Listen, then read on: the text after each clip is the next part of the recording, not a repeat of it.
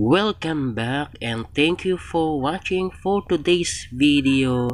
'Di ba sa likod na naman ako nakapwesto. Oh, 'di ba? Kita niyo.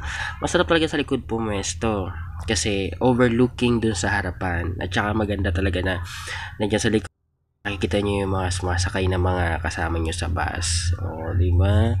Yung part ng video na to ay yan, pabiyahe na naman tayo at papasok na naman tayo. So, enjoy lang natin yung biyahe. Ito na, nagsumasakay na sila ate. At yung ating mabait na conductor. Yan. So, tinry ko muna tumingin sa labas kung anong nangyayari. Ito na, medyo mabagal yung biyahe namin kahit na maaga pa tayo umalis. For sure, hindi tayo may late yan kasi 4 na oras yung advance natin para hindi tayo malate kaagad. Mahirap ang malate kasi daming kaltas, di ba? Okay, ito na. So, binabagtas na natin ang highway. Yan. Medyo matagal pa yan.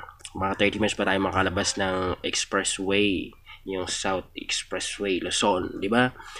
So, yan. Pagkatapos niyan, so marami ng yan. Pumunta sa akin yung, yung at nagbigay sa akin ng ticket. Ito yung magiging, natin, para makatravel tayo. So, muro na yung